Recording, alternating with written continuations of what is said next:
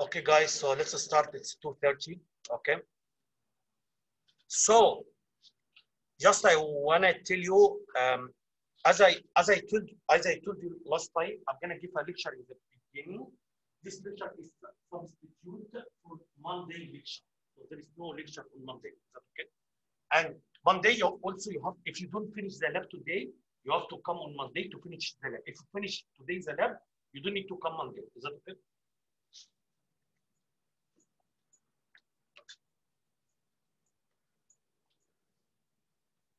So here in the beginning of this lecture, I started LCD last time. So I wanna finish this topic today, because the coming lab, the next week lab is gonna be about keypad and LCD. Okay.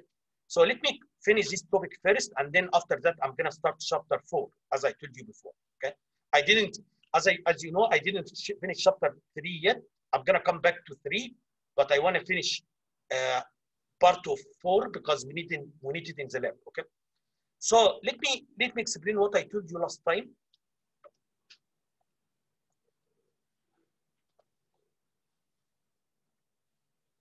Yeah. So here, so last time, guys, I told you. Oh, just take a seat, please.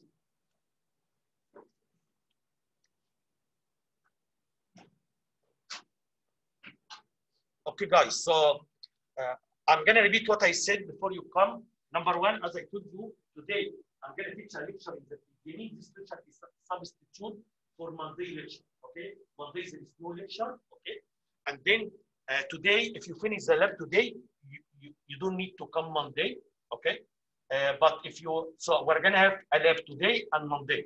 Okay, so if you don't finish today, you're gonna, the TS are gonna come here, and there will be a lab on Monday. Okay. This is only for this week, because I have something to do on Monday.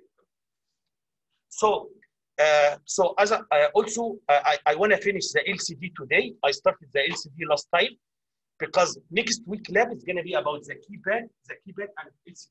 Okay, so in order to program the LCD in assembly, it's very easy. All what we have only four subroutines, only 4 subroutines. Last time I already explained three of these subroutines. The first subroutine is called config LCD. This is used for configuration, okay? And this one has to be written only one time at the beginning of your program. So as you see here, if this is a program, I'm gonna write it only one time. So this one should do configuration only one time. Is that okay? Okay. So what is here? What's inside this? What kind of configuration this one is going to do? Number one, as you see here, as we always do, you have to configure port K, because the LCD is using port K, so you have to configure port K output. So this is the first thing it's going to do. It's going to do also other things, like it's going to turn the display on, it's going to turn the cursor on, as I explained last time. It's going to turn off blinking. Okay, so this is like the initial state. It's going to clear the display and return the cursor to the home. Okay, and then it's going to program the LCD to move the cursor to the right. Also, we have this one. We have to write this one. This one, actually, well, you have to write it because you want to program the LCD for 4-bit data and also for two line display. Okay, and also the font is 5 times 8. Okay, it's 5 dots by 8. This is every character. Anyway, so again, this is just a subroutine. You have to call it only one time. One time is enough in your before. One time is the beginning of your program, right? Okay. So this is how our programs look like. As I said before, in the very beginning of our programs, usually we got some configuration. Okay, you configure port H, you configure port B, whatever port you are using, right? If you are using the LCD, so you have to do also configuration. You have to write this one. Is that okay? So this is the first subroutine. I already explained these 2 subroutines last time.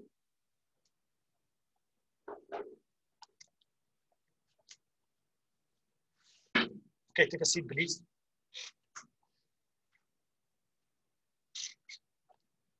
The lab should start 2:30 or 2:35? 2:30, right? 2:30. Okay. So, anyway, so last time I also explained both character LCD and command to LCD. Okay, and very easy. All what you have to this one. What is the difference between them? This one should display a character. If you want to display a character,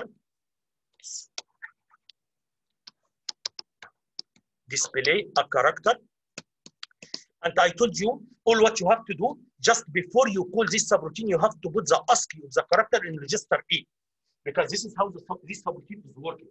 So this subroutine is expecting the ASCII of the character you want to display in register A. So you have to put the ASCII first in register A. Okay. This one, it's similar to what character is B, but this one, if you want to execute a command, okay. So what you have to do, as I said last time, as I explained last time, we have a number of commands. Okay, every command should have a code. It's a byte. You have to put it in register A before you call this one. Is that okay? The last one I'm gonna explain now, the last subroutine. Okay. So this subroutine is gonna display only one character. Okay. What if I have a message? I want to display a complete message. Yeah, this one is gonna help us. So the last one I'm gonna explain now, this one is called put a string or a message to LCD. So this one can display a complete message, and you will see this one is used inside this one here for sure. That makes sense, right? Because a message is a number of characters, right? So here, this one inside this one, as you will see right now, it is using this one. Is that okay? So again, the last subroutine here, guys, is used if you want to display a complete message. Okay. So number one, how it works. What parameter I have to send to the subroutines? That's what I'm going to explain right now. Okay. The way it works, guys, is the following. Look here. For example, here I'm going to define the message this way. I'm going to say message one, okay, and then I'm going to put quotation this way. So all these characters are going to be stored in memory in their ASCII. So I don't need to do the conversion by myself. Okay, so here E is going to be stored in its ASCII. The C in ASCII. E is ASCII. Space is ASCII, right? So now you have like array. This array should have ASCII. So anything between the quotation is going to be stored in memory in ASCII. Is that okay? The good thing, I don't need to do the conversion by myself. So here, every ASCII is a byte. So every character, okay, it's going to be stored in its ASCII, which means a byte. Okay, that's very easy. So this is the message you want to display. That's true. So this is the message I want to display. So you can, if you want to display a message, you can. Number one, you have to define a string, like it can be like a string, or array of bytes, or array of ASCII codes, right? So this is actually, it is array of bytes. That's true. If you say array of bytes, that's okay. If you say this is array of ASCII codes, that's okay. If you want to say this is a string, I'm okay as well. Is that okay?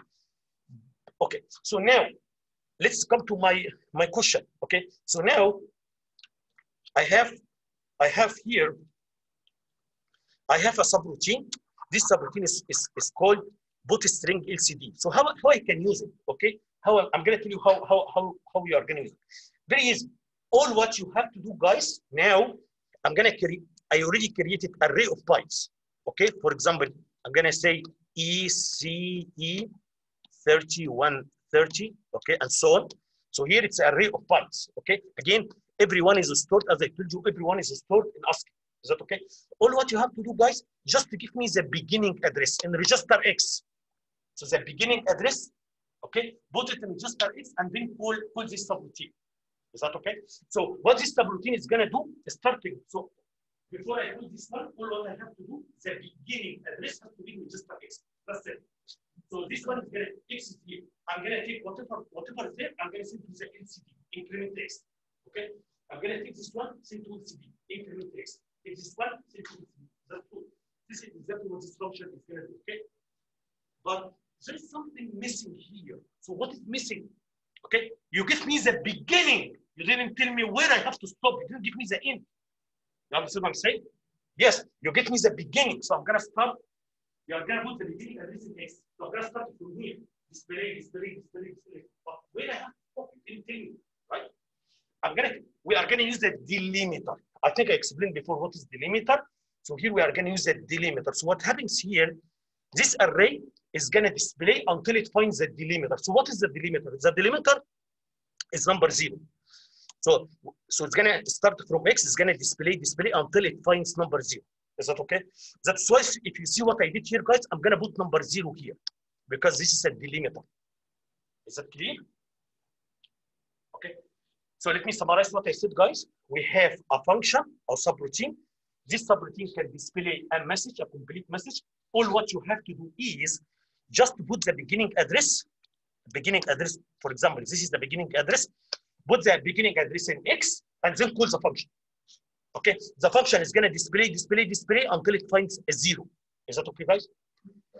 Two important points here. Number one. Please, very big difference between if I put the 0 this way and if I put the 0 inside the quotation. Big difference for sure, right? If I put the 0 inside the quotation, it's gonna be stored in ASCII, right? So it's gonna be stored 30 because 30 is the ASCII of 0. You got what I'm saying? But the delimiter, it has to be number 0. Is that okay, guys? So you have to put it outside this way. So that this one is gonna be a byte. This byte is gonna store number 0. It's not ASCII of 0. Is that okay, guys? Second thing here, as I told you before about the delimiter, I have to make sure that this delimiter should not be repeated inside here because if this delimiter happened here, it's gonna stop, right? So once I find the delimiter, I'm gonna stop, right? That's why I'm using number 0 because if you look at all the ASCII code, you will find 0 is not used for any character. You got what I'm saying? So if you use anything else, if you use any number here other than 0, maybe it happens that this number, for example, if I use 20 is the ASCII in space. So if I come here, once I find this one is 20, once I find the space which is 20, I'm gonna think this is the delimiter, right? So the delimiter will be here. That's why I'm using number 0 because the number 0 doesn't have any ASCII. Is that okay, guys? Any question? Okay. So let me tell you the conclusion. The conclusion is very easy. So all what you have to do, very easy, very trivial. If you want to display a message, something like this message here, guys, okay? ECE3120 is easy, something like that. 3130, okay? So anyway, so if you want to display a message, something like that, how I can do it? All what you have to do, you have to define it this way. Don't forget the delimiter. You have to put delimiter at the end. And then all what you have to do, look here, look what I did here, guys. Yeah.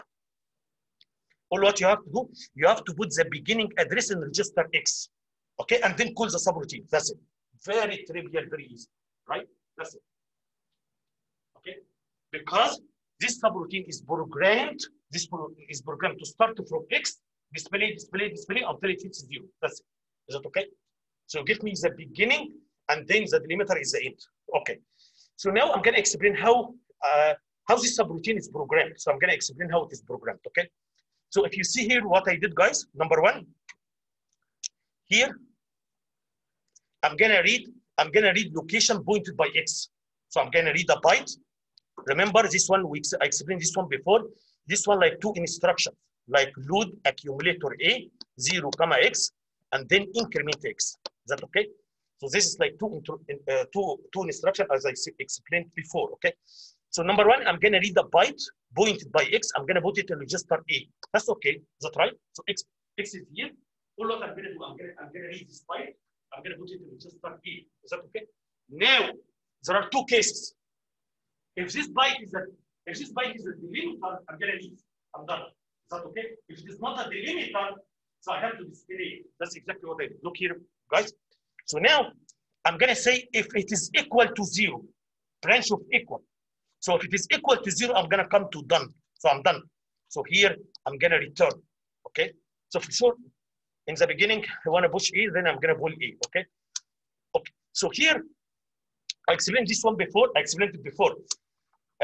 If you are confused because it's somehow compact, okay, you can here compare to 0. So I can compare A to 0. Okay.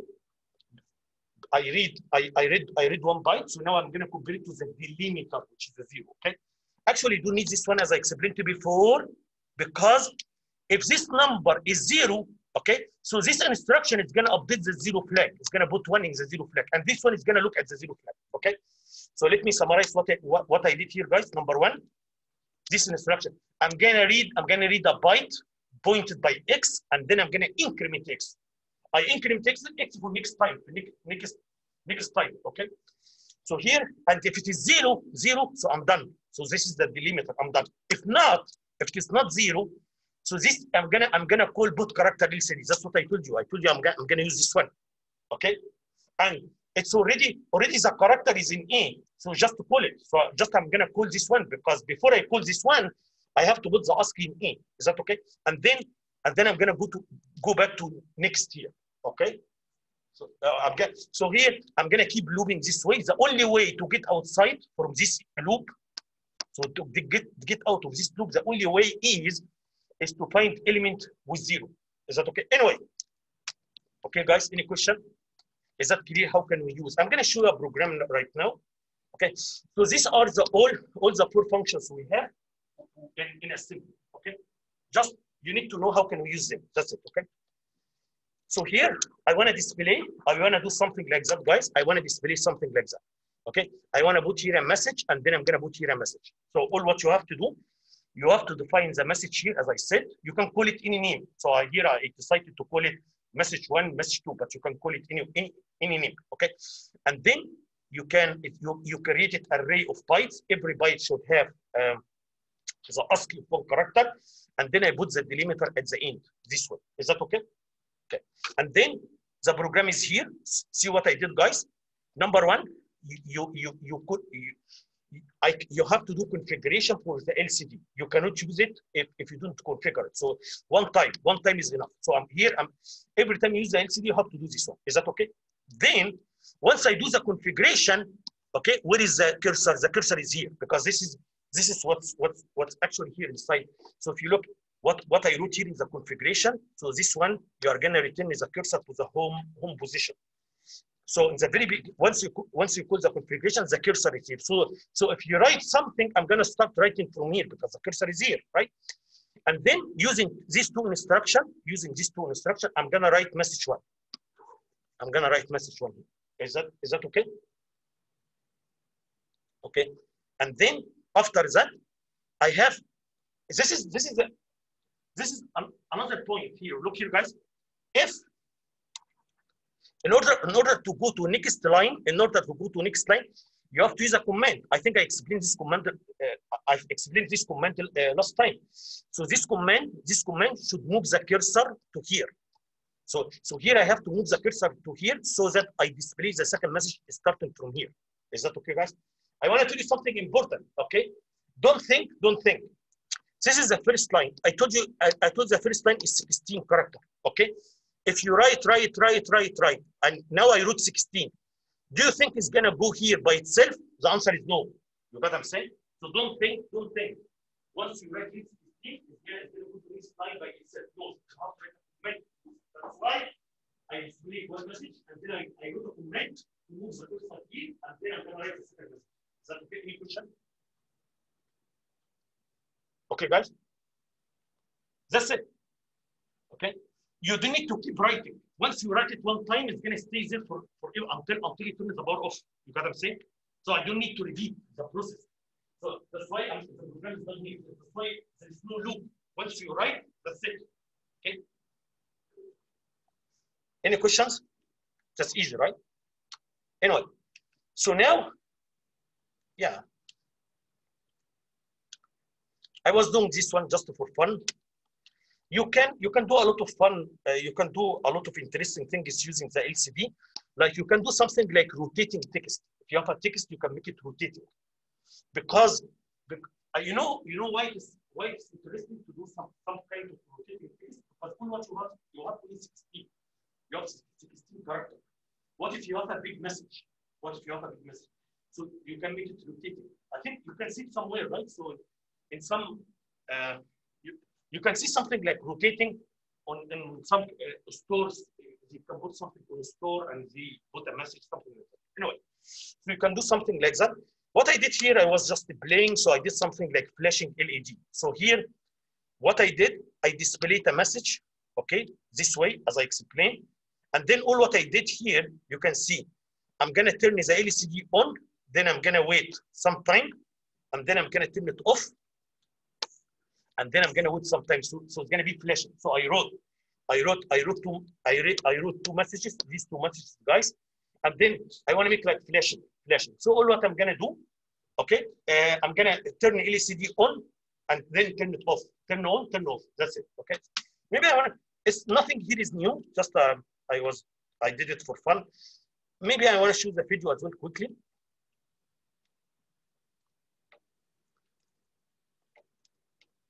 Yeah, look here.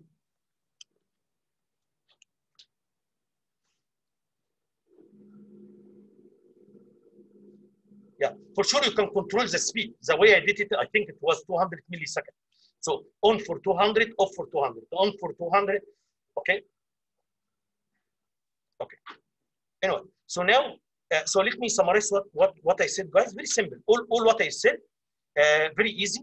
All what you have to do if you want to program, the LCD using assembly, you have 4 instructions. Sorry, you have four subroutines. Okay, that's it. You need to learn how to use it. That's okay. Very easy, right? Now I'm going to move to C language, and it's the same thing. It's exactly the same thing, but I'm going to use a number of subroutines, but just names are different.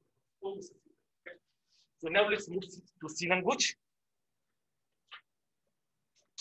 So here in C language, we have a number of subroutines.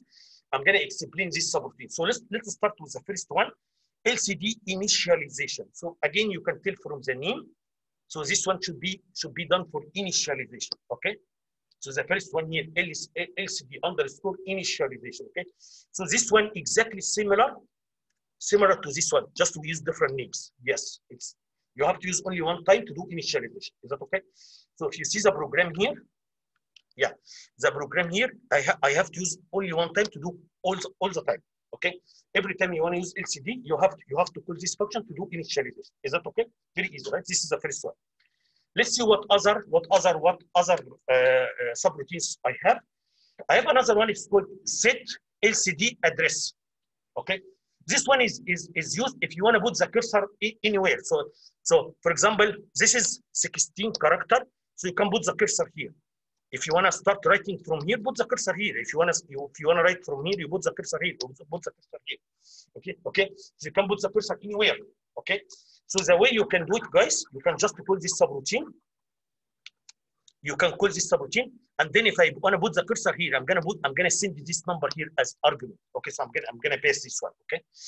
Once you do that, the cursor is gonna be here. Okay. If you want to put the cursor here, okay, just send this one here. Okay. So this one can put the cursor anywhere, but just you have to use these numbers. The numbers are here. If you want to put the cursor here, just to put this one here. You can just send it, okay? So what you have to do, for example, you can put here 0, 0. That's it, okay? Any question? Okay. Next to instruction here is this one here, guys, data 8. This one exactly similar to boot character LCD. Exactly same thing, boot character LCD. So this one is used if you want to display a character. Is that okay? But here, the character, you have to base the ASCII of the character here. Is that okay? For example, if I put here 61 hexadecimal, if I put here 0x61. 61 is the ASCII for a small letter, for lowercase a. So once you do that, so this one is going to display a small letter a. Is that okay? So this one is used if you wanna display only one character. Is that okay? We have another one here in instruction 8. This one is exactly similar to command to LCD. You remember this one, command to LCD? This one is used if you wanna display, if you wanna send a command. Is that okay? And same thing, all what you have to do, as I explained last time, every command has a code. Right? Exactly the same codes in assembly, you are getting the same codes here, same code, okay? But the difference is in assembly, I have to put the code in register A before I call the function. Here, you have to send the code here. For example, if I put 80, so this one is going to execute the command 80, right? So whatever 80 is. You understand what I'm saying? Is that clear? So this one is exactly similar to this one. Is that okay? Let's see what other subroutines we have. We have another subroutine here is called clear LCD. You can tell from the name what this one is going to do. Just clear LCD. Okay.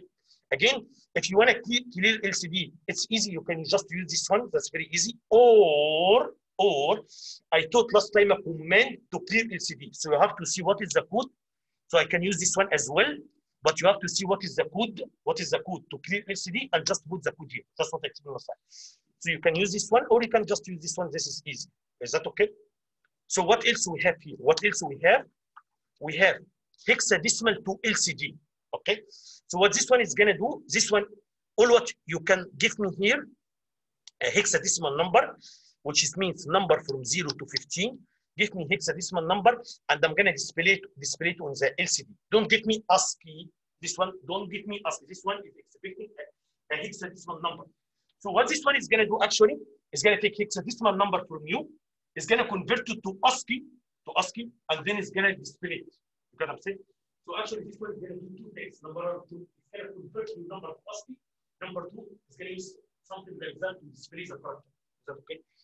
That means if I put here number 0, so this one has to convert the 0 to 30, and then it has to send the 30 to the LCD so that you can see 0. If I send here, for example, number 15, so you can see F.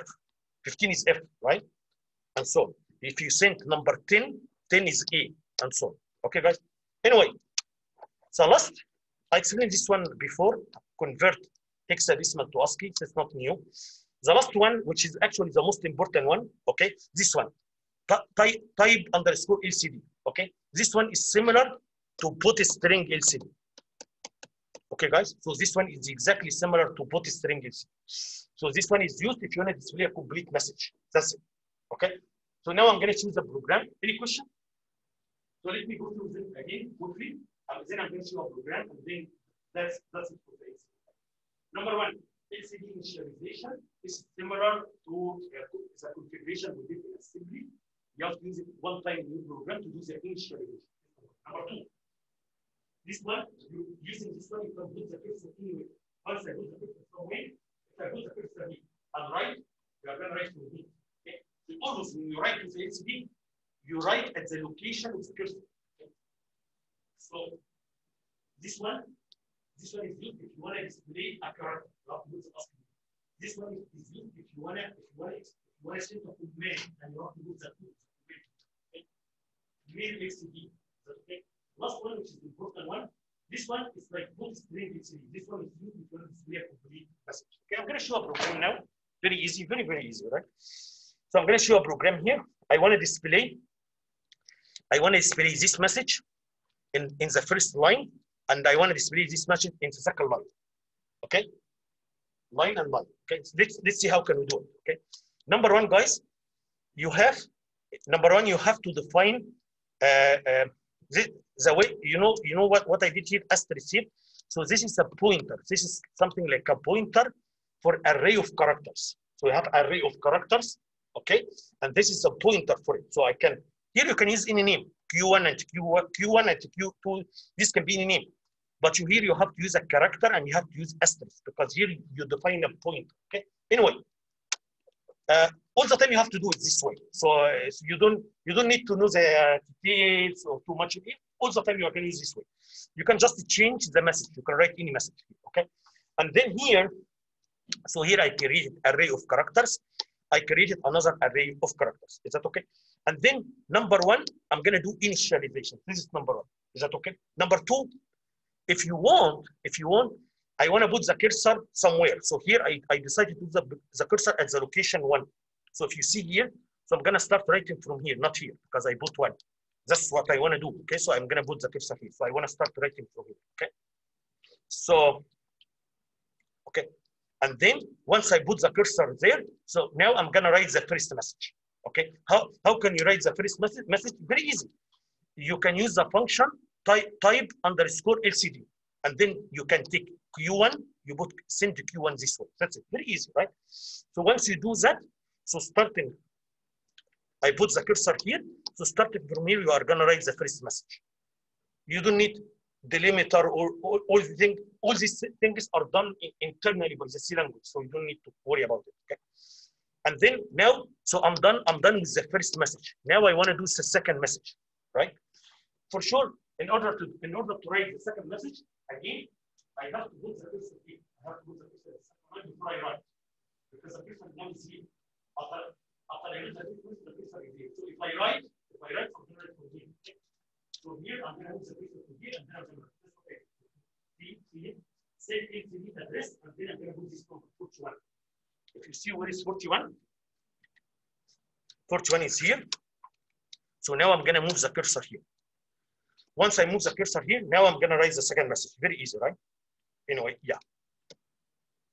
Any question, guys?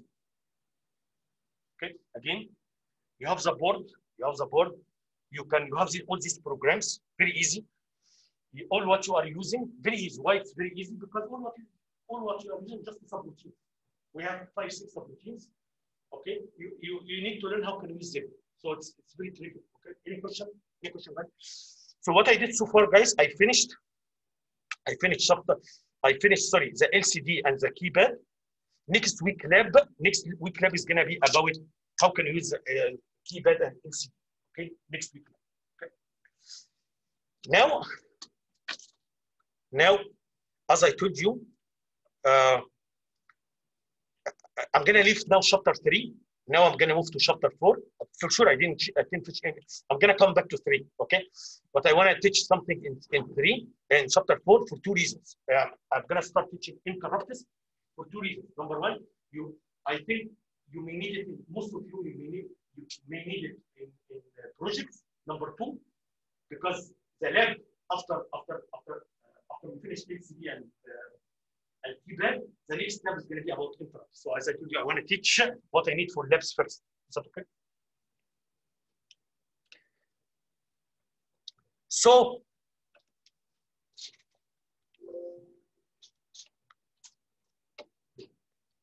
okay. So now I'm gonna explain interrupts. This is chapter 4. Okay. Number 1, guys, this is very, very, very, very important topic. I love to teach it. Very important. Okay, so please pay attention to me. Okay, we're gonna use it all the time. Very important. Okay, so I can tell you something, guys. I consider chapter 1, 2, 3 are basics. Okay. Now advanced topics started from chapter. Advanced doesn't mean it's difficult. Doesn't mean, right? Okay, we'll see now. So advanced topics started from chapter 4. I want to tell you something. I just want to tell you why I'm saying very, very, very important topic. Simply because there is no way to make a big program or a real application without interrupts. So interrupts actually is going to help us to make a real application.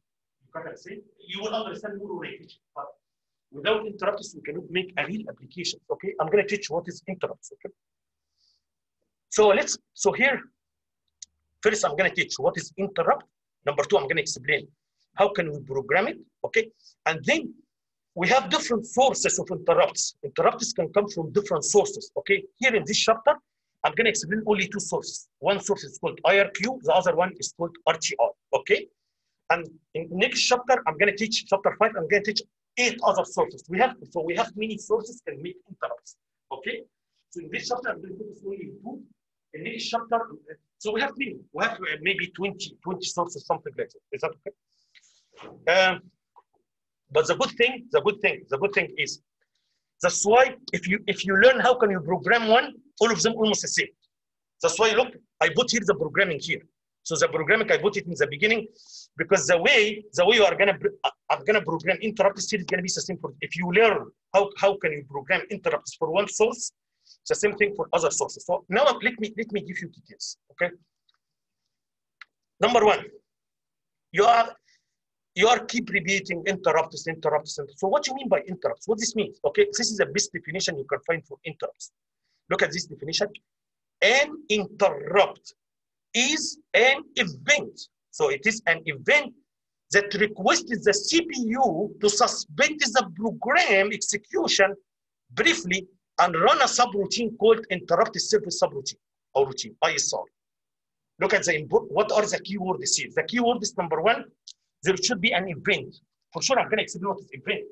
Okay, so there should be an event.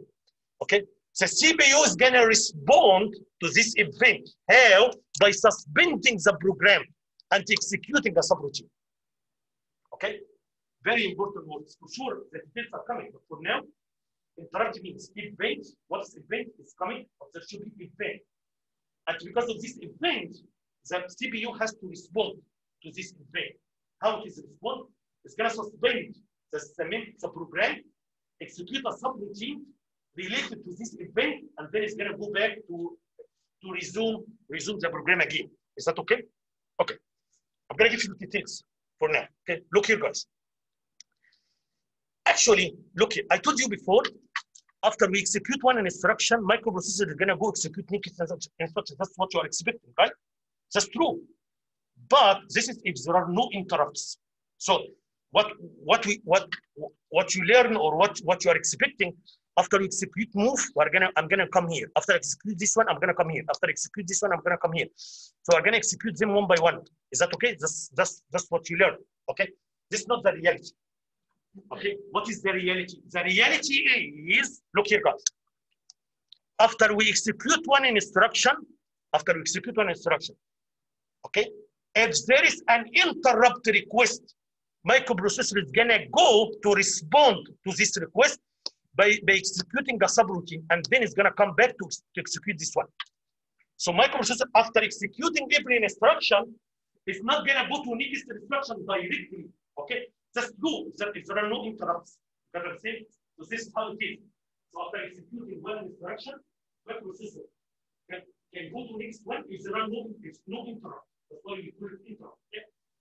So if there are no interrupt, I'm going to come here, I'm going to come here, I'm going to come here, as you expect, as I told before, right? But now, because we have interrupted, so we can have after, not during, after. You got what I'm saying? So if I execute an instruction, an interrupt happens. I'm not going to stay with it. I'm not going to respond to this interrupt until I finish. Okay? So always after we finish one instruction, now it's like there are two ways. Either I'm going to come here, or I'm going to go. If there is any interrupt, I'm going to go execute a subroutine related to this interrupt. Is that okay? I'm going to get you more. That is why we use the word interrupt, because you interrupted. You interrupted the main program. You interrupted the main program. Is that okay? It looks a bad thing because you are interrupting the main program. It looks a bad thing, but it's not bad. This is something really great.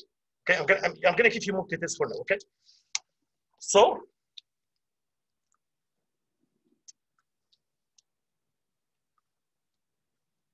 after executing the subroutine, okay, the CPU resumes the program execution from the point it left the program. Is that okay? And keep in mind, as I told you before, we don't have only one source. We have around 20. We have many sources of interrupts. You know what I'm saying? So after if anyone making it, and every interrupt has a separate subroutine. So every interrupt has a separate subroutine. Anyway, so an interrupt means an event has occurred. An event has occurred, and a relevant action should be taken. Yes, I'm going to give you more details now. Okay. So it looks like, I want to tell you something. Yes, it looks like you are calling a subroutine without calling it. You're right. It looks like I'm going to go execute a subroutine and then come back. That's true, right? But without calling it. What do you mean by without calling it? I'm not going to use jump subroutine. I'm not going to use branch subroutine. So you are not going to write instruction to call it. You know who's going to call the subroutine? The event. So once the event happens, this event is going to call the subroutine to execute the subroutine and come. Okay. Again, don't interrupt me now. Okay. Just let me continue because I'm sure the picture is not clear. It's gonna make it clear now. So no interrupts, please. Okay. So now give us more details. Okay. I just want to give you one idea, one application here. You keep saying event. So what you said, we have event, and microprocessor has to respond to this event by suspending the program and executing a subroutine related to this event. That's true. So now what you mean by event? What event means? Okay. For sure, we have different types of events. So here I want to give you one example. I just want to give you one example for event. Okay. The example here, maybe I have a sensor. Okay. I have a sensor. This sensor can sense if a train is coming or not, okay? And then if the train is coming, this signal is going to generate a pulse this way to the microprocessor. Is that okay? And then, and this pulse is going to trigger interrupt. It's going to trigger interrupt, okay? So every time there is a pulse here, this is a pin, this is a pin, okay? Every time there is a pulse this way, you actually trigger interrupt. Trigger interrupt means this is what we call event. So this is an event. Every time there is a pulse coming this way, you request interrupt, okay? And microprocessor is going to respond to this interrupt by executing a subroutine. And then what should I write in the subroutine? Now I want to link the event to the response. I want to link them to business. The event is a pulse coming. Pulse coming from the sensor. Is that okay? Because the train is coming, the sensor is going to send a pulse. So this event. Because of this event, microprocessor is going to execute a subroutine. So what should I write? Think about it. What should I write in the subroutine? What I have to write in the subroutine, I have to lower the gate. Right? So this is what you have to do. Is that okay? So what is guaranteed? What is guaranteed is every time there is a pulse here, every time there is a pulse, a subroutine is going to be executed. And then you are the programmer, you can write in the subroutine whatever you want to write. Okay, but by common sense in this application, every time there is an event means it's a train. So I have to write in the subroutine, lower the gate. I'm just giving you one example. Okay, guys. More information are coming. Okay. So let's see why you are saying interrupts are awesome. Why are saying it's really great? I'm going to tell you why it is great. Okay, it is great because look here, because better utilization of the CPU. Okay, that means because of interrupts, I can better utilize the CPU. That means I can make big programs. That's true. I can program big applications. That's true. Okay, I'm going to give you more details again now. Again, this is chip.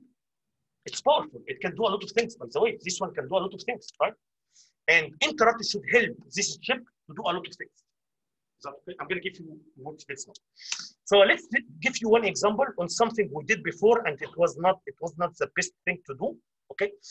For example, if I want to make a delay, you remember how we made a delay in chapter 3? The way you made a delay, I executed some commands that these commands are not doing anything other than just a wasting time. You remember delay y millisecond? That's what we did in chapter 3. This is not the best way we do to make delays. Why it's not the best way? Because you are wasting the CPU capability. The CPU, imagine, you have a big application. What do you mean by big application? I have 3-4 sensors, okay? I have a keypad, okay? I want to run a buzzer. How I can take care of all of these things at the same time? You know what I'm saying? So this is how interrupt is going to help me. Interrupt can help me so that I can make big application. You can use the keypad, you can use the LCD, you can run the buzzer, you can take care of 5-10 sensors, all of that at the same time. Okay, so you can take care of too many things at the same time. Okay? This is because of the interrupts. Okay, so what we did before, it was too bad because you are wasting the CPU capability. Why? What do you mean exactly? I didn't understand. I'm going to tell you what I mean exactly. Because when you run delay wireless, CPU is busy. CPU is busy executing an instruction. So if there is a sensor, if there is a fire, and the sensor, so CPU cannot do anything. Again, remember, CPU can execute only one instruction at a time. You get what I'm saying? So if the CPU is already busy to execute delay wireless, okay, so I cannot do anything else. I cannot receive a number if I'm busy. CPU is busy, right? So I cannot get a number from here and display it here, okay? If I have a sensor, I cannot go and read these sensors. I cannot do anything else because the CPU is busy all the time. You know what I'm saying? That's why this is not the best way to do it. Because this subroutine is going to take 100% of the CPU time. 100% of the CPU time is going to put this one. What about the other things? Sensors, the keypad, LCD, I want to make a sound, all the things, okay? CPU doesn't have time for that. So I can only focus on one thing at a time. You got what I'm saying? So anyway, that's not the best way. So, okay, so interrupts can help me? Yes, How interrupts can help you. I'm going to tell you how. So the idea is that if I can have like external timer, circuit, hardware. If I have a timer, external timer, okay, guys? So that the CPU is not going to count 1 minute by itself. CPU is not going to count 1 minute by itself. You know what's going to happen? CPU is going to tell the timer, okay? Please timer. After 1 second, interrupt me, okay? And now I'm free. I'm free because someone else is helping me. I'm free now, right? So I can use my time to do something else. I can go take care of the keypad, take care of the LCD, okay? And after 1 second, this guy is gonna come tell me it's 1 second now, okay? So I'm gonna go turn the LED on, turn the LED off, and so on. You know what I'm saying? So here, if you use interrupt, so this can make the CPU, you can do it, okay? So by this way, I can make something like a periodic interrupts, periodic. So I can ask this timer, please timer, this timer interrupt me every 1 minute, for example, or every 1 second. So I can make something like periodic interrupts. Anyway, without, again, this is how you should think about it. How much time do you need from the CPU? This is the most important thing, right? Because keep in mind, CPU has to take care of several tasks. I have several tasks at the same time. If one task takes all my time, I'm not going to do the other tasks. You know what I'm saying? By the way, I want to tell you something here very important. What I'm explaining here, guys, is not something new. You know something in the Windows or the computers, we have something that's called multitasking. You know what? I'm gonna simply what is the idea of, because that's exactly what we are doing here using interrupts, multitasking.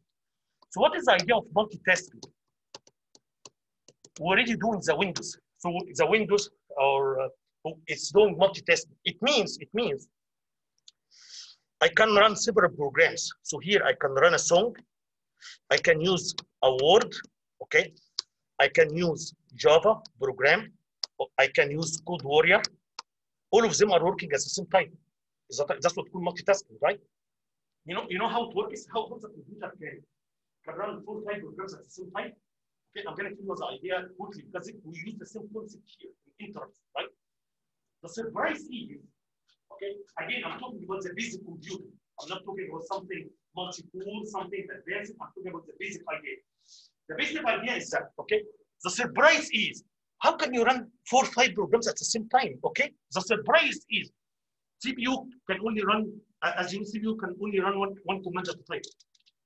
You know what I'm saying? I cannot run 2 commands, 3 commands at the same time. I cannot. It has to be one at a time. You know how it works? I'm going to tell you how it works.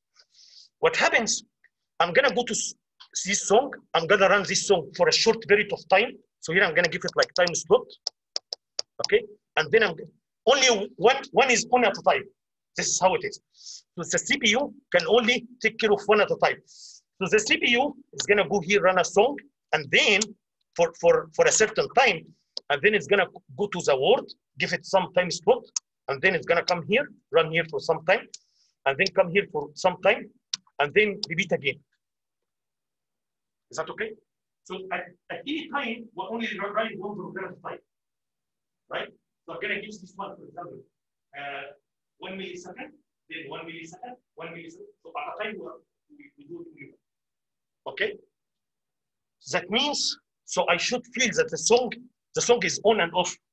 I should feel it. You can feel it if the CPU is not fast. But what happens again here, because the CPU is too fast, the microprocessor is too fast, okay? You don't feel it. You didn't feel that the song you stop or the word you stop or running the word. You got to, you don't feel it because actually you do it very fast. You understand what I'm saying? But CPU is very fast. And you got what I'm saying? You got what I'm saying, guys? Same thing we will do with interrupts. How? I'm gonna tell you how. Okay. Now, with interrupts, very important what I'm gonna say right now, guys. With interrupts, all what you have done so far, you write the program in one place. We call it the main program. So that's what we are gonna do in today's lab. All of that is just one task. Okay. And next lab, everything is gonna be in one task. So we have something called main program. In the main program, you can put only one task. But you told us to make big programs, microprocessor can execute several tasks. That's true. That's why we have interrupts. Okay. So here I'm going to use one interrupt to take care of another task. One task. Like for example, flashing LED. I'm going to use another task to take care of the buzzer. I'm going to use another interrupt, okay, to take care of, you have a sensor, for example, whatever, a fire sensor, whatever. So this is how it is. Your program now, because you interrupted, your program is not going to be written in one place. You know what I'm saying? Your program is going to be written in different places, as you see here, okay? So here, this is one task. In this interrupt, I'm going to put another task, and so on. And then what happens, if there is interrupt, microprocessor can jump, execute the subroutine, and come back. Jump, execute, and come back. Jump, execute, and come back, and so on. That's why you can run multitasking at the same time. Is that okay? That's why I said, because of interrupts, we can make big programs, because you can run several tasks at the same time. You understand what I'm saying? Again, if everything is fast, you're not going to feel anything. You'll feel everything is running smoothly, okay? Okay. I'm going to give you now details. Very interesting, very important topic. So now I was answering question, why interrupts are nice. I give you one reason here, okay? For example, if I want to make a delay, okay, as I said here, instead of counting the delay by the microprocessor, instead of taking 100% time of the microprocessor, no. All what I need from the microprocessor is just very little time, so that microprocessor can go and to program. You need to program the timer. That's what I'm going to show you. You need to program the timer. You need to ask it, please timer, interrupt me every 2 seconds. Interrupt me every 5 seconds.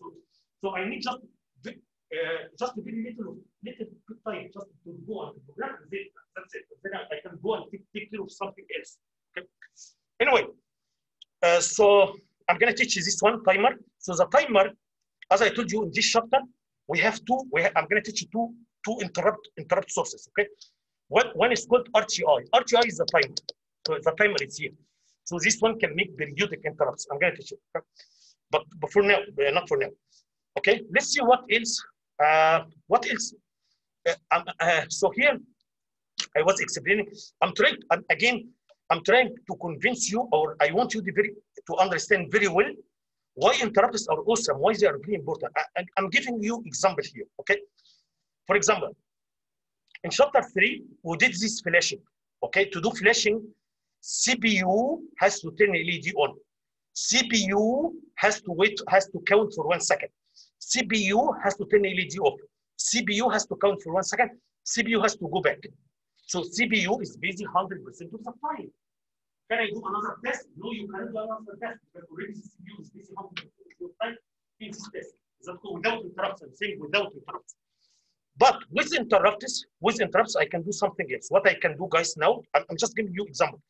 In the main program, I can write the code for keypad and LCD. Okay, that's what this is next week lab. Okay, so here I can write the code so that when you press a button here, you can use the LCD. Okay, so I can put some tests. Okay? And now I can do another test by putting LED. I put it in interrupt subroutine. Okay, so for example, if this one is interrupted every 1 second because of the timer, so this one can do one task, and here I can put another task. Okay, again, I'm here explaining without interrupts, you can do one task at a time, but with interrupts, you can do multiple tasks. Okay, so anyway, I have another example. Why interrupts are important, other than, so here I talked about delays. It's very good for delays because you can use external timer. Okay, now I want to explain another thing. Another thing is because of interrupts, we can detect events, okay, using interrupts. So I'm going to tell you what I mean exactly here. Look here, guys. Now, let's look at this example, okay? I have a sensor. This sensor should generate a pulse, okay, this way. When the train comes, okay?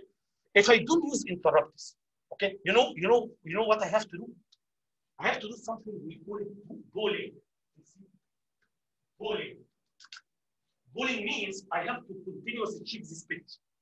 So CPU has to be busy all the time. I'm gonna ask it, are you one? No. Are you one? No. Are you one? No. So I have to continuously check this one. Otherwise, if I don't see, if I don't do that, I may miss this one. So that's too bad, right? So that's exactly what I have to do. Look here, guys. So without interrupts, that's all what I can do. If the sensor pin is 1, lower the gate. So I have to keep looping here. So CPU is gonna be busy all the time. This CPU is gonna do only one thing, one test, right? What about the other things? You want to make a big program, right? What about the other things? I cannot do it without interrupts. Okay. Now with interrupts, how the story is different. I'm going to do. With interrupts, what I'm gonna do is I don't need to check. I do need to check. Okay, what I'm gonna do, there is a circuit. I'm gonna tell you if there is a bug, please interrupt me. Then I'm gonna do other things. I'm gonna do other tests. Okay, and then when there is a signal, so I don't need to check. I don't need to keep it checking as I did. Keep it checking. This is the term we use, pooling. So the word pooling means you have to keep it checking all the time. Okay, so I don't need to do that. That's why that means I'm free now. So I can write. I can do anything else, and then once there is an event, you can trigger interrupt, and once you trigger interrupt, I'm gonna go execute a subroutine and come back again. Is that okay? So here's the problem: is that CPU has to continuously it checks the sensor pin because interrupt can be triggered at any time, right? You don't want to miss one. Okay. I think this is a very important. Let me read what I'm writing here. To avoid missing an event, CPU must continuously read the sensor pin. CPU cannot do anything else. That's too bad, right? For interrupts, there is an external circuit that can interrupt the CPU or notify that when there is an event. I think this sentence is very important. Let me. You should understand this sentence. Look here, guys. Pooling. First, you should understand what is pooling. Pooling means continuous check. That's the meaning of pooling. Pooling is gonna waste the processor resources in checking infrequent but important events. Infrequent but important, right? Again, this is how our program is getting. Okay? I have a number of tests. If I cannot give all my time or most of my time to one test because this is gonna impact other tests. You know what I'm saying? Anyway, is that clear? Again, if you look at what is the difference between this one, you should understand what is. Anyway, any questions? Okay, guys. So anyway, so all what I did so far, guys, I made a definition. So all what I did so far, I made a definition. What is interrupt? I tried very hard to convince you why interrupts are important. I tried to convince you that because of interrupts, microprocessors can do several things at the same time. And again, I want to repeat the definition again. So an interrupt means there is an event, okay? And as a response to this event, microprocessor has to suspend the program and go execute subroutine. Okay, this subroutine should be related to the event. For example, this event can come. I give you 2 examples now. Look here, guys. One example, this event can come from a sensor. This one can come from a sensor, okay? So as a response to this event, I'm gonna execute a subroutine to lower the gate. Is that okay? This event may come from a timer. As you see here, timer. This timer is gonna interrupt me every 1 second, right? So I wanna do flashing LED. So every 1 second, I'm gonna flip the LED every 1 second, right? As we did before. So what's gonna happen here, every time there is one interrupt here, I have to flip the LED. Every time there is an interrupt, I'm gonna flip LED. Is that okay? Okay. Anyway. So now I'm gonna move to the next point here, guys, is about how can we program interrupt? How can we program interrupt? Okay. And again, here I'm gonna talk in general because the good thing is the way you are gonna program any source of interrupt is the same. They are the same. That's why here I'm talking in general. For any source, we have to do 1, 2, 3, 4, 5 for any interrupt source. Okay. I'm gonna show you. Okay, so now I'm gonna talk about how can you program it. Number 1, there are 2 types of interrupts. One we call it maskable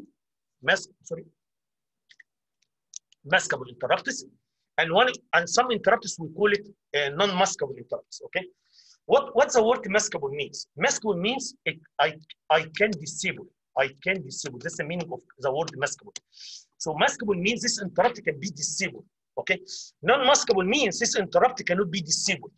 Okay, what do you mean by disabled? What can you?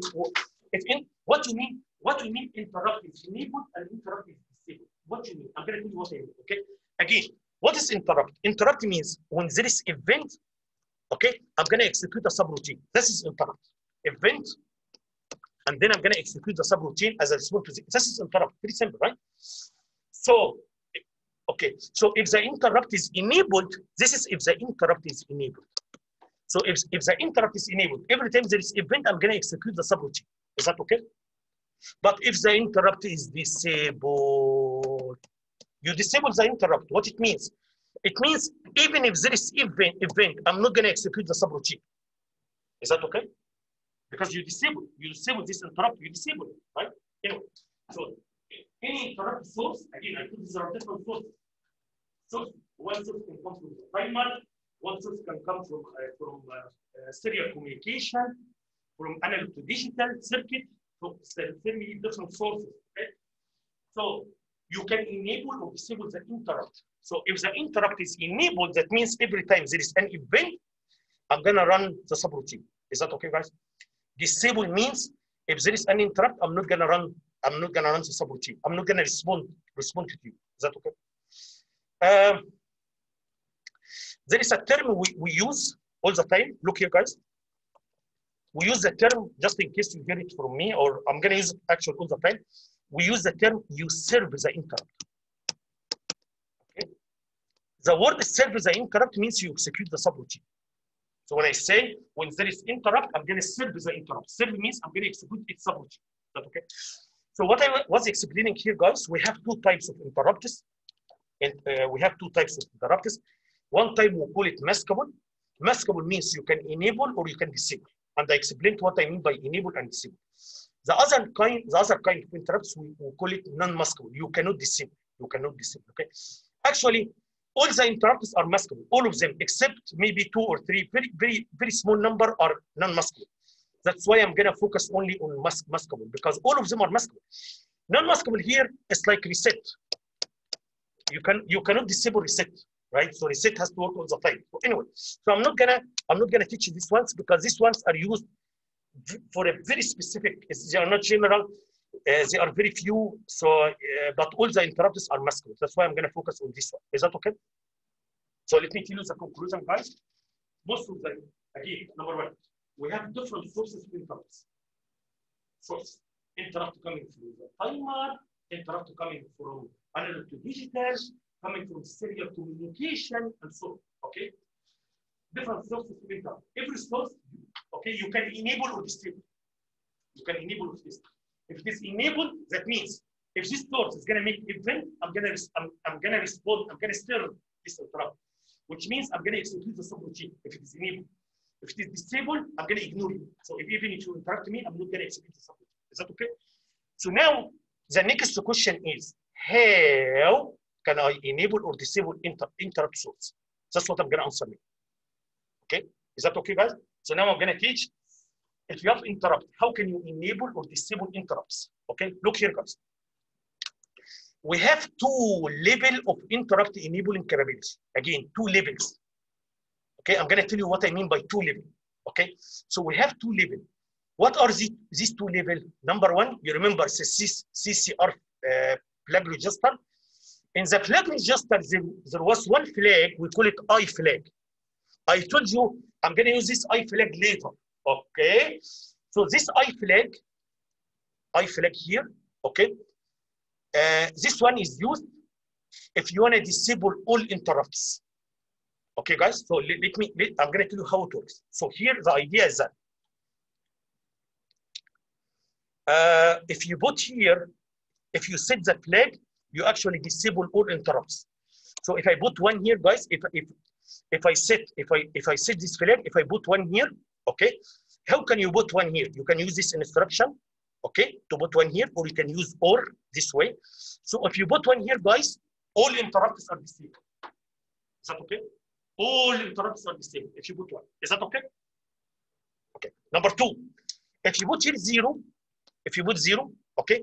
Now I'm gonna move to the second level because I told you I have 2 levels. What are the 2 levels? This is like a global switch. Global switch. Okay? So this one can turn on all the interrupts. This is a global switch. And then every interrupt source has its own switch. Every interrupt source, we call it local switch. It's like you have 2 switches. This switch, if I put here, as I said, if I put 1, so all interrupts are disabled, right?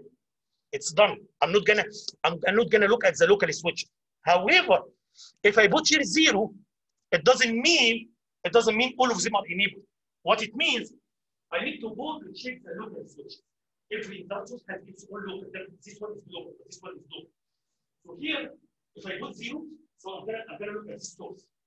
Okay, using this bit, I can enable or disable this source. Okay, that's why I'm saying it's 2 level. And I like to make it like switches. So look at this figure here.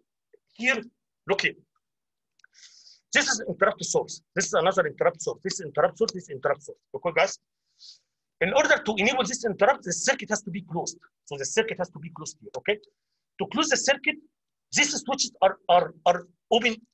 So it's like one switch. All of them open at the same time, or all of them are closed at the same time. Is that okay? Using the I bit. Okay. So what I'm saying, if you put here 0, if you put here 1, you open all of them. Is that okay? So if you close this switch, so the base is not closed. It doesn't matter, right? Because you're not gonna close the base. That's why I'm saying, if the global switch, okay, if the global switch which is I is disabled, so all of them are disabled. Is that okay? So second thing here, if this one is enabled, if you put here 0, so all of these are connected here. All of them are connected. Okay, and now, in order for this source to be enabled, the local switch also has to be closed so that I make a circuit this way. Is that okay? So let me summarize what I said in just very two sentences. Look, I'm gonna say it here. So what I want you to understand, guys, is the following. Number 1, we have 1 bit, we call it I. So here, look here. So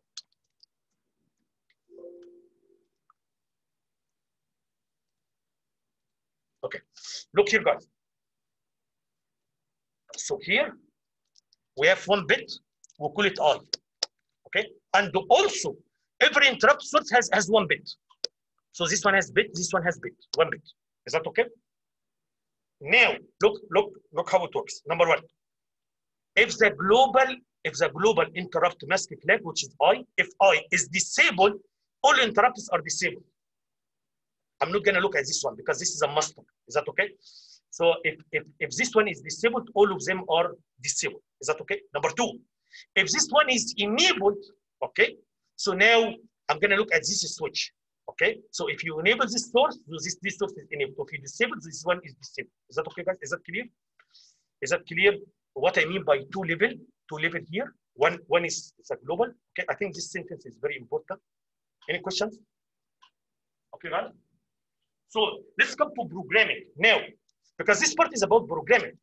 What you have to do in programming, guys, number 1, you have to make sure I is enabled. That's what you have to do in programming. That's true. Number two in programming, every source, if I want to enable this source, there is 1 bit, right? And this bit you have to put 1 in this bit so that you enable this source. Is that okay? Okay. So every time I teach 1 source, I'm going to tell you what is this bit. That's this bit in different locations, sure, right? So this bit is maybe different from this bit. So this is the only difference. So what I'm saying is that if you want to program any source, number 1, you have to do this one. Number 2, you have to enable. You have to put 1 in the interrupt enable bit for this source, right? That's why I'm saying if I teach another one, you have to do the same thing, but in a different place, in a different register. If you got what I'm saying, because this source is a bit, this source is a bit, this source is a bit. Is that okay? So if I teach how can you program this one, so you have to enable this. Okay, it's the same thing if I teach another source. Okay, it's just 1 bit, but it's going to be different bit, but I have to do the same thing, but for a different bit. Is that okay? Any question? So this is the first part you have to do in programming. So to program interrupts, to program interrupts. The first thing you have to do, number one, you have to enable I. Number two, you have to enable the local interrupt bit. Is that clear? So later, this has to be in instruction. Is that okay? Okay. Now let's move. Let's continue. Okay. Now, how a device can request?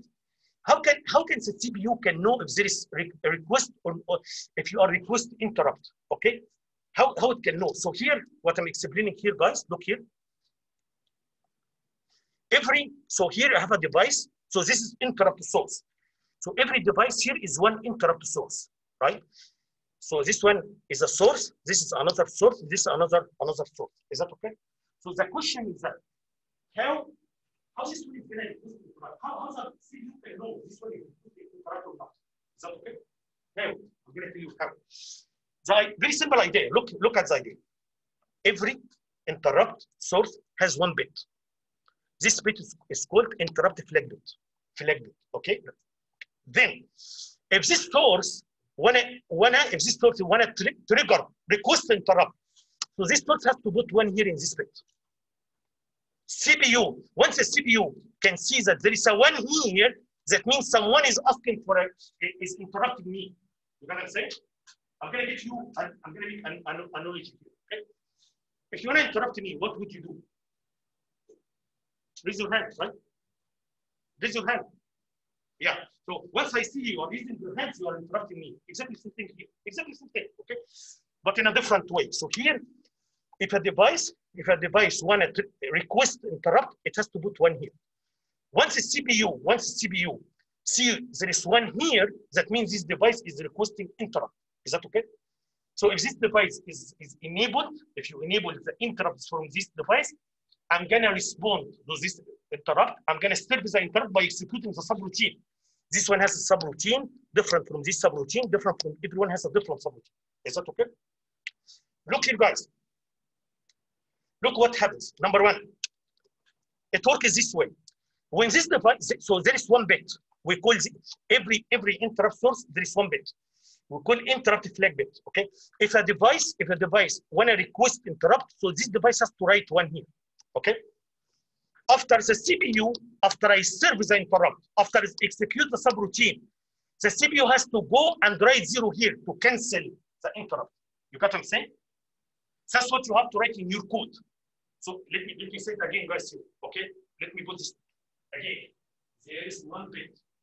This bit can tell me if you are requesting interrupt or not. Okay. So this bit should be set by the device. It's not by me. By the device. When this device, a timer, for example, when this timer, when I request interrupt, this timer is going to put one here. Is that okay? And then once I respond to this interrupt, I serve it. So I have to go and execute the subroutine. So here, this one has to write one here. Okay. So here, if it is disabled, I'm gonna ignore it. If it is disabled, if it is enabled, I'm gonna go and execute the subroutine. Is that okay? But here in the subroutine, you have to write one instruction here to clear this one, to clear this bit. Is that okay? You have to write because it's done. I will serve with this interruption. I have to clear it. Is that okay? So this is also something you have to do in the programming. Okay, guys. So in every subroutine, interrupt subroutine, I have to write a command to clear the interrupt flag bit. Is that okay? What happens if you forget to do that? Can anyone guess? What happens? What happens if you forget to write here one instruction to clear this bit? What would happen? Yes. That's true. I'm gonna think this is a new interrupt. So that is gonna be continuous interrupt. That's true. So what's gonna happen is that's true. So this is the main program. Okay, I'm here at this point in the main program. I'm gonna think there's interrupt or there is interrupt. I'm gonna go execute the subroutine. Is that okay? And then in the subroutine, I have to put here 0. If you forget to put 0, when I come back, yes, there is another interrupt. I'm gonna go serve again. So I'm gonna be go and come back, go and come, go and come. So I'm not gonna continue doing the main program here. Okay, that's why it's your responsibility to do that. So let me clarify in last thing. Number one, device should put one here in this field to request interrupt, okay? But it's your responsibility to write the code to clear it. After you serve it. So after you serve it, you can clear it. Is that okay? So all what I'm gonna do, that's why I'm saying, if you understand how can you program one source, they are the same. The only difference is that I have to tell you where is this bit. That's it. So the location of this bit may be different from one source to another, but still you have to write in all interrupt sources, you have to write command here, this command to clear this one because you already served the interrupt. Is that okay? Any questions? You understand, guys? Okay. This is it's like language, right? It's language. If you want to interrupt you raise your hand. It's the same thing for machine, right? So this device when it interrupts this a bit here, and once there is a bit, the hardware is gonna start the interrupt. Okay.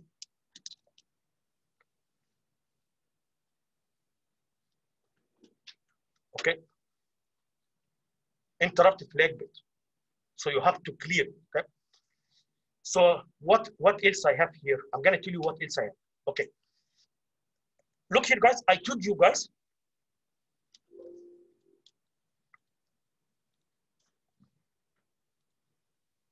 Okay.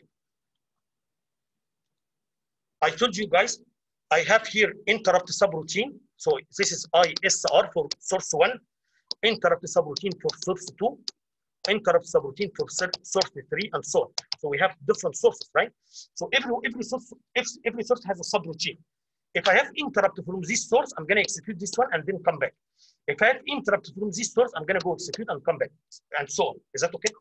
So the question is that, where are these subroutines in memory? So where I'm going to put these subroutines in memory? Is that okay? Where? I have to know, right? I might be system will interrupt me, so I have to know what is the location of the subroutine to go, right? I have to know. Okay. Do they have fixed places? Fixed means if you should start from location 7,000. So every time you interrupt me, I'm going to do 7,000. Is that like that? No, it's not like that. You want to give us flexibility because if I make it fix it this way, I'm not going to have too much control in the memory. So you want to give us flexibility. Okay. So what they did is, look here, what they did is, you can put this subroutine anywhere. It's up to you. You can put it anywhere in the memory. Just tell me where is it. That's it. You know what I'm saying? So I can put this one starting from 7,000. I can put this one starting from 8,000. I can put this one starting from 9,000. It's up to you. This is up to you. Just tell me where is it, and then I'm gonna go from this address to execute it. Is that okay? So how you can tell me? So number one, you can put this subroutine anywhere. For every instance, you can put the subroutine anywhere. But just tell me where is the address. That's it. Okay? How you can tell me? I'm gonna tell you how you are gonna tell me. Okay? So the way I'm gonna do it is, every interrupt source should have 2 bytes in fixed 2 bytes in the memory. Fixed 2 bytes. Okay? So for example, this is for one interrupt source. One. So this is the memory. Okay, let me explain. So this is the memory. There is a fixed 2 bytes here for this source for ISR. I have another 2 bytes here for ISR2. These are fixed location, fixed. Okay, I'm gonna give you the addresses now. Okay, all what you have to do, the subroutine put it anywhere. All what you have to do, just to put here 7,000. That's it. And then this one, just put the beginning address here.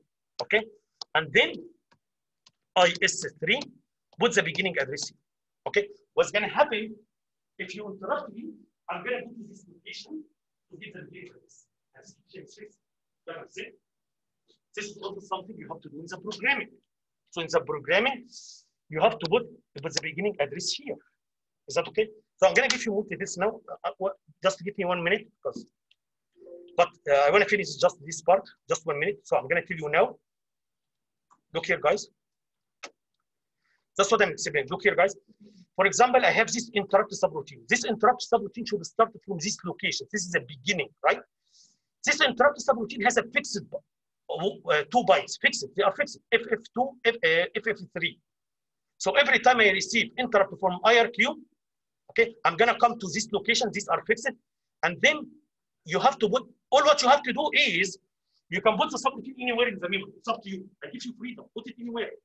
All what you have to do, just to put, you have to program, you have to write a code so that you have to put the address in this fixed location, right? So that when I receive interrupt from IRQ, I'm going to go to this fixed location to get the beginning address from there. Is that okay? So every interrupt source should have these are all the interrupts we have, by the way. For sure, we're not going to teach all of them, but these all the interrupts we have. You can see here, guys, every interrupt. So this is what I'm saying, IRQ. Sorry, we have here RTI. Also, I'm going to explain RTI.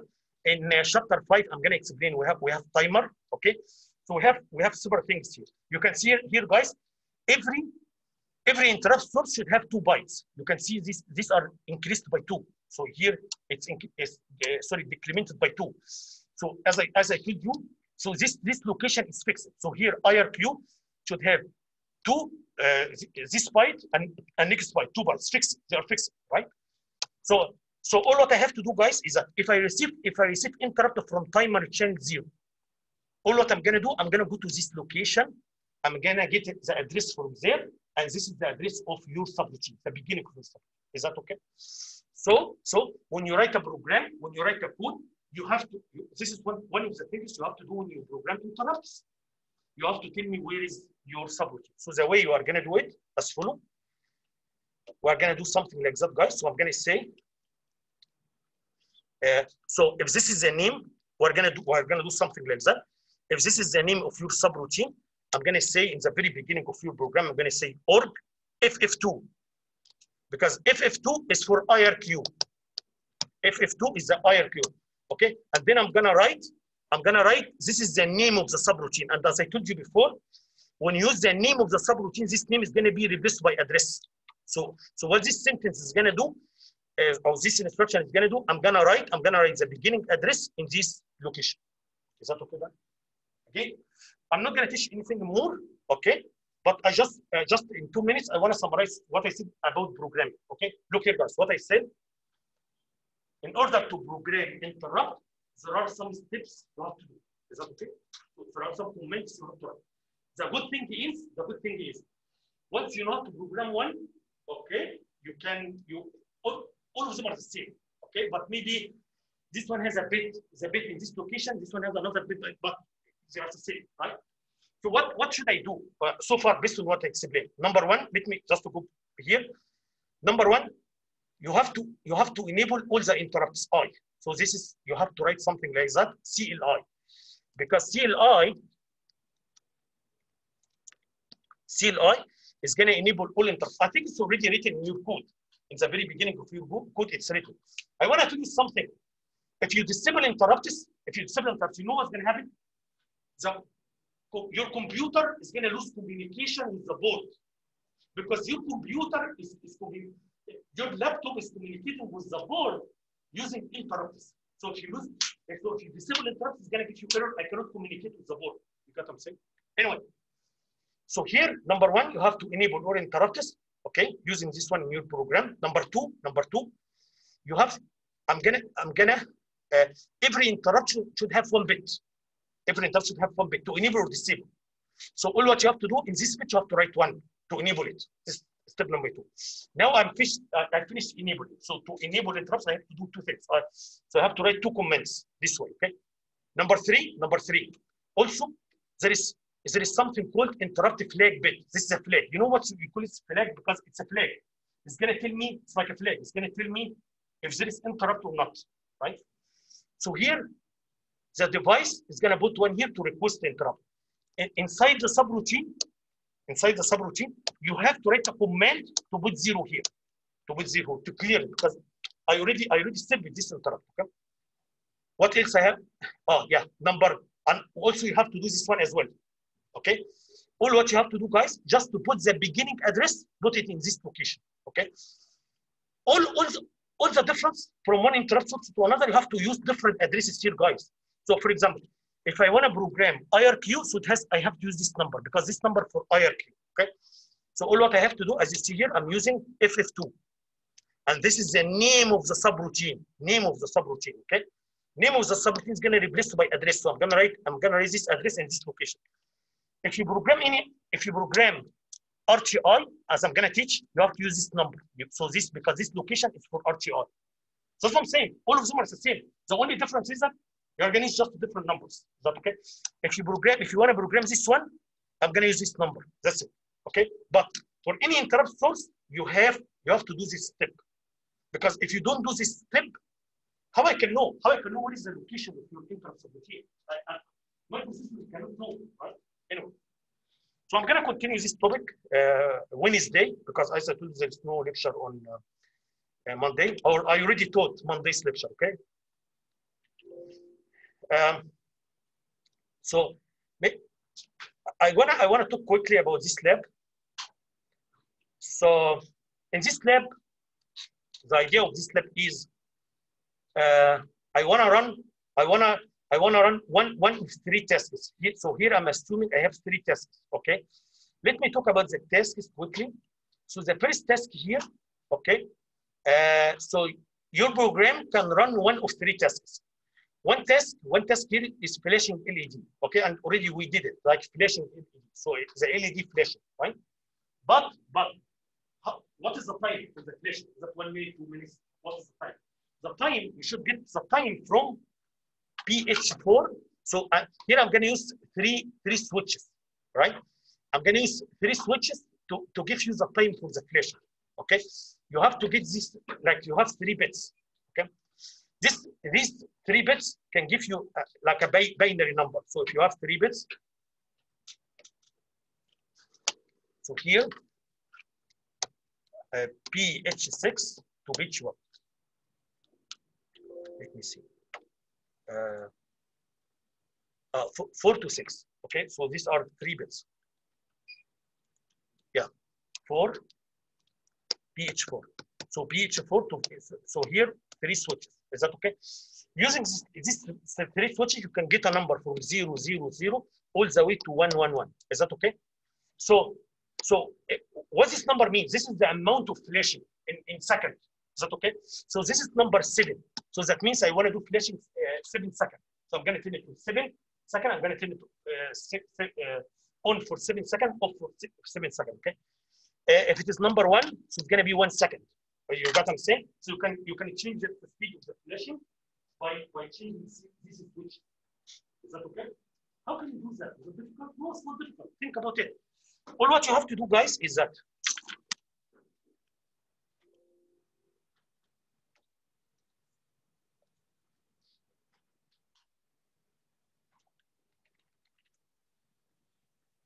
so all what you have to do, guys, is that you have here these 3 bits, BH4 to BH6. Is that okay? So all what you have to do, you can if the number here, guys, is 1, okay, so Y has to be 1000 before you call delay Y miss. Is that right? If the number here is 2, so Y has to be 2000 before you call delay Y miss. Pretty easy, right? So I'm gonna get a number from here, and this number I'm gonna multiply it by 1000, and this I'll put it in Y, and then I'm gonna call delay Y miss. Okay. So how can you do that? I'm gonna tell you how can you do that. Okay. So you already have number 1. How I can get this number, because there are some values here. How I can get this number? Is that okay? So we have here. We have PH0. We have 1. We have 2. We have 3. We have 4. We have 5. We have 6, and then we have 7. Right? These are the bits we have. All what I want to do, guys, I wanna create another byte. This byte should have these 4 bits, 4, 5, 6, and then 0, 0, 0, 0. So that this byte can have a value from 0 to 7. It's a byte that has a value from 0 to 7. If you have a byte, okay, can you multiply it by 1000? Because I need to multiply it by 1000. Yes. So this byte, you have to put it in a word, and then you have to do multiplication by 1000. So, okay, and then the result you have to put it in Y, and then you put the subroutine. So the first step is how I can these 3 bits, how I can make a byte so that the 3 bits are here. How I can do that? That's very easy. You can do shift So you can, after you read port H, right? So you can shift, okay? You can shift, and first you can put here 0, right? So you can put here 0, and then you can shift 4 times. If you shift 4 times, this one are gonna come to here. By this way, I'm gonna have a byte. This byte should have a value from 0 to 7. Is that okay? Once you have a byte, you can multiply it by 1,000, and then the result should be 1,000, 2,000, 3,000, 4,000, 5,000, 6,000, 7,000. Is that okay? And put this one in one. That's it. Okay. Here. But you have to be careful here. Okay, please don't delay YMS. Before you call delay YMS, you have to make sure y does not equal 0. This function, before you call this function does not accept that y is equal to 0. Is that okay? So you have first to check, make sure y is not 0. Right? You know what's going to happen if you send 0? I'm going to look how this function works. Do you know what's going to happen if you put y equal to 0 and call this function? What's going to happen? You are going to create a very big delay. Very big delay. You know why? I'm going to tell you why. Because if you see how this function works, the way this function works, this function does not check if y equals 0 or not. Because this function is expecting y does not equal 0. But the way this function works, once you call it, it's going to decrement to y. It's going to decrement to y. Okay. So if you start from 0 and you decrement to y, so y is going to be 1, 1, 1, 1, 1, 1, 1, 1, which is a very, so you're going to make this delay. It's going to be a huge delay. It's going to be 65, okay, 535. This is the value here in milliseconds. So it's going to be 65 seconds. What I'm saying, if you send it 0. Anyway, so this function you should not. So if it is 0, you should not. You have to check if y is equal to 0. Don't send it. Okay? Is that clear? So this is one test. I think that this is a difficult one. I think that a little bit difficult one, but the other ones are easy. The other one here, I want to use RGB, okay? And here for RGB, we have 3 colors. You are going to use one switch for each color. You already have a program, so the idea is very close to the program you have. So if you are in task 2, I'm going to use 3 switches to turn every color on and off. Okay, so I'm explaining here, I guess. So here, yeah. So here we are going to use these switches, 4, 5, 6. Okay, every one of them should turn one color on and off. Okay, if you are in this task. If you are in task 3, what task 3 has to do is it has to double the number from 3 to 6.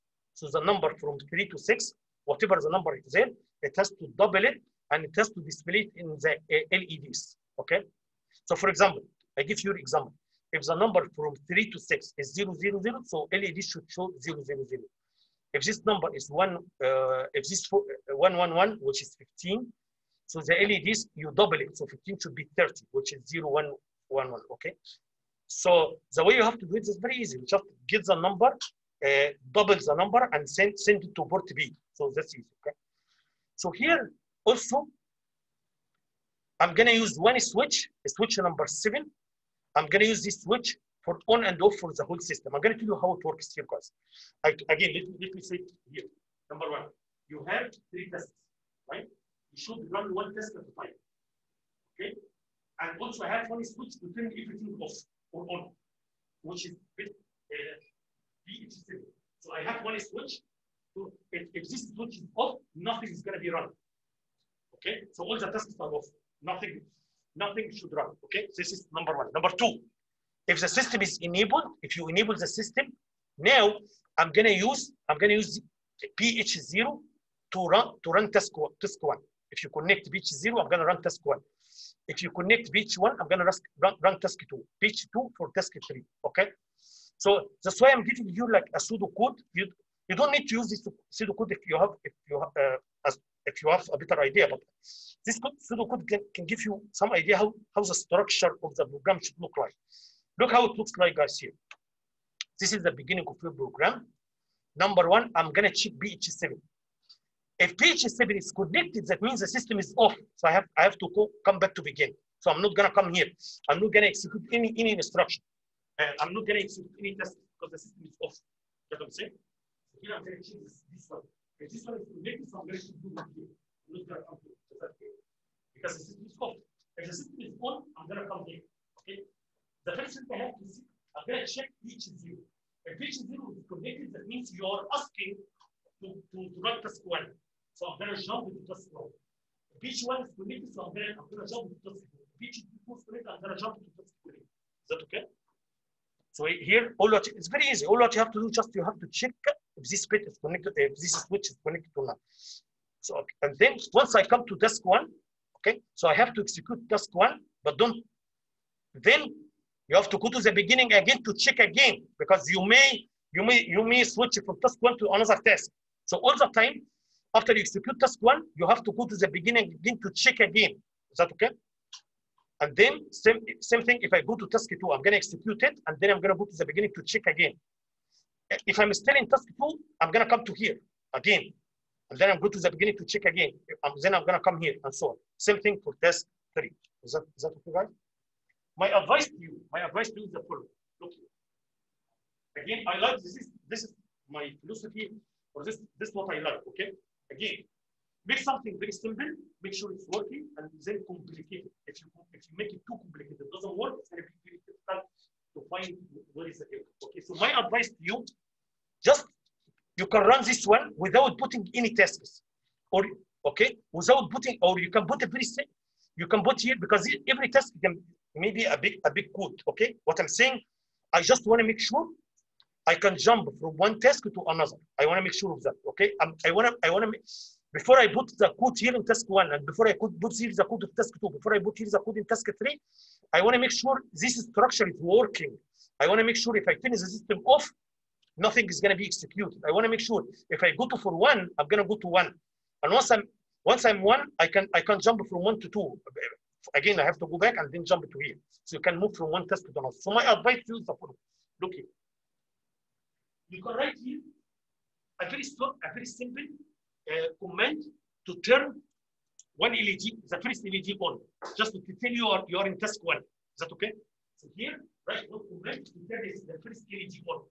Here, write a command to turn the second LED on. And then here, write a command to turn number three on. You get what I'm saying? But remember, when you turn one on, you have to turn the other ones off. Is that okay? So this one here, it has to turn the first LED on, and the other two are off. But only one of them. Okay. Why you are saying? Because, and then you can test. You can test this instruction. Okay. You can see. If you want here, can you move from here to here, from here to here, from here to here, to see if the structure is working. Once the structure is working, you can just remove this command and then write a big boot. You got what I'm saying? So I don't want to write like a big program and then it doesn't work, okay? And then you don't know what is the error. So just write here a very simple statement to turn one LED on if other LEDs are off, so that, and then you can exchange the switches to see if your program is working or not. So you can see if you can change, if you can move from one task to another. Is that okay? Once it's done and it's working, now you can put your food to this one. Any question? So we have today until 5:30 today to work on this lab. If you finish it today, let me turn on. If you finish it today, so you don't need to come on Monday, okay?